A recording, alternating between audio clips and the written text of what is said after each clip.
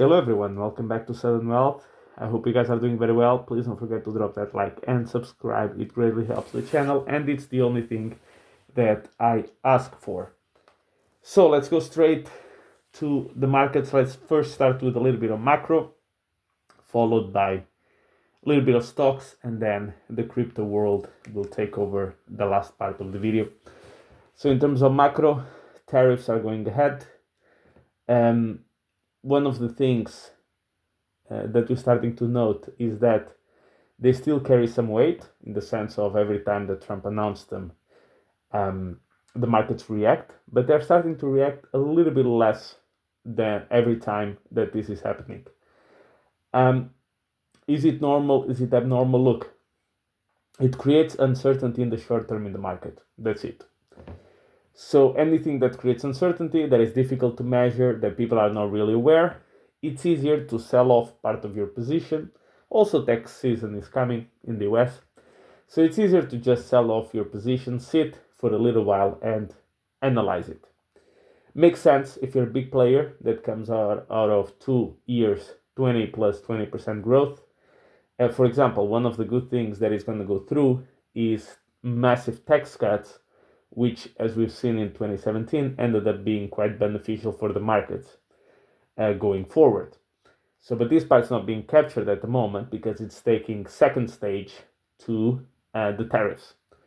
And but it's important for us to know, to be aware of. But at the moment, tariffs is all that matters. Another good idea was, and I was not aware that the US didn't have this, was the golden visas, in which individuals pay $5 million, or basically invest $5 million, buy real estate worth $5 million, need to make a business investment worth of $5 million, you name it, and then they can basically have an accelerated path towards citizenship. Now, this was met with a lot of controversy in the sense of, oh yeah, the US is selling off their country. Do you understand that almost all the countries have this, right? Canada, right above it, has it. You pay $2 million or whatever, and you get it. The UAE, Dubai, etc., has it. New Zealand charge somewhere between $3 and $10 million, I think. Australia has it. The UK has it. Spain has it. Portugal has it. Greece has it. Malta has it. So I was a bit confused. Why are so, oh my God, this is unheard of, kind of. Switzerland has it as well. So I don't understand why is the shock so big? It's not like it's something that it came out of the blue and just, oh yeah, why not?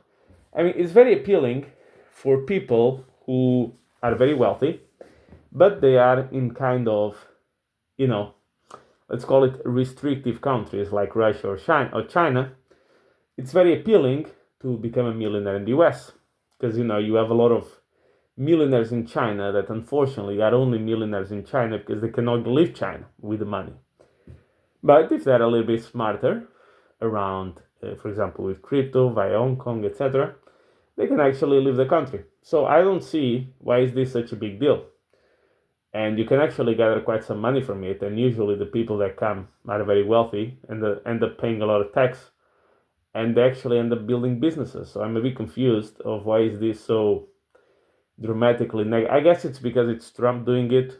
It's a little bit the principle of, Trump's like strawberry ice cream, so strawberry ice cream is evil kind of mentality. I guess if it was somebody else proposing this, oh yeah, it makes perfect sense. Canada has it also. Who knows, right? I think it's just because it's him.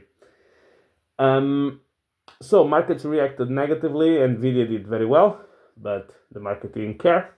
It's time to sell off. It's time to de-risk, so it goes down. Bonds also went down a little bit. It's fine. They're massive rallies, so you also don't want them to rally too aggressively. The only thing that is really not that great is that the dollar went higher. However, it seems to have gone higher less than the previous tariffs. So there's a silver lining there. As I mentioned, the more tariffs will come out, the less impact they will have. Just like on anything. Just good news or bad news. This happens consistently. So now going into crypto. Bitcoin at the time of this recording is around 84,000. I think the SEC just dropped the case against Coinbase and against a bunch of other companies, but nobody's paying attention because the market is red. Ethereum is around 2,280 or so at the time of this recording. Obviously, it will not get to $4,000 before the end of February, and I don't think it's going to get it in the, let's call it, first week of March. So, for all purposes, that is different from 2017.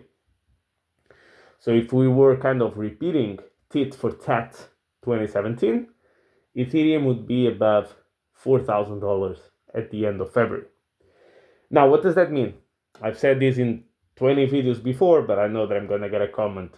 Oh, then the bull market's over, right? No. That means that we are not following the cycle exactly the same.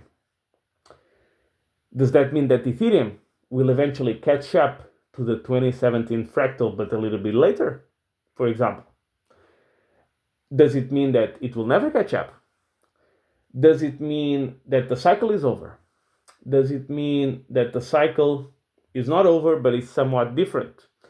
Does it mean that maybe altcoin season will be a bit like 2017, more into April, May, and June? I don't know. So now it's a matter of probability. Which of these scenarios do you think is more likely? So as I've mentioned before, the cycles, as the saying goes, right? They say history doesn't repeat, it rhymes, meaning it's not exactly the same, but it's close enough, or it resembles the previous period. So every cycle has its own deviations. Usually when the cycle ends and you pull back and you look at the overall cycle, the majority of the events are fairly similar. And the corrections, the size of the corrections, the size of the pumps, the timing of the pumps, the days between each altcoin season, etc., they all end up kind of matching together. So for example, we've always had two altcoin seasons and they're always 210 days apart. You see my point? But now let's say if we would repeat 2017 exactly, it would end up in this month, but then it ends up in a month earlier, for example. But it's still 210 days apart. You see what I mean? So what I'm trying to say is when you step back and you look, you'll see that every cycle has its own particularities and its own deviations. However, they tend to follow, in broader terms, the same pattern. Now, yeah, once again, does that mean that Ethereum will play catch up later? Does it mean that it will just underperform, period? Does it mean that it will underperform throughout the majority of the cycle and have a massive performance at the end? Who knows? Make your bets, make your predictions. Anything is valid. Okay? So I'd like to stress that out. There's something, one thing that I found interesting is some of the meme coins and some of the altcoins are starting to, I don't know if this is just my portfolio, maybe it's just my portfolio, I don't know, but I'm starting to get the feeling that, or getting the sense that they are holding out better despite the sell-off in Bitcoin and in Ethereum. So for example, I think at some point today Bitcoin was down like 3% and Ethereum was down like 5%. However, many of my altcoins were flat or actually a little bit green. And that happened as well yesterday. So my question to you guys is, have you also noticed this in your portfolio, or was I just lucky and it just kind of happened on mine and that was it? So I leave that question for you. Then I would like you to put things into perspective. Here, we are at extreme fear at the moment. We are in extreme fear. Like really, we haven't been in this level since the Japanese debacle back in August 5, 2024. Bitcoin was 48K. Think about it. So Bitcoin 48K has the same level of extreme fear than Bitcoin 84K. Interesting, don't you think? I think it's quite interesting. That shows you how much the market has progressed. Now, if you go on Twitter, you are seeing a lot of Twitter or YouTube, you're seeing a lot of predictions for multi-year bear markets, and that the cycle is over and the bull market is over, despite the fact that I've told you the previous video that even in 2017, the golden year, the magical year of crypto, the year where everybody got rich, Bitcoin went down 28 to 35% 5 times. And altcoins went down way north of 80% throughout the same period. But you see, remember these periods, remember these corrections as something very important. If you actually make it in crypto, people will come to you and say, people that are outside, oh, you just gambled in a random number of coins, you just got lucky, man, you just got lucky.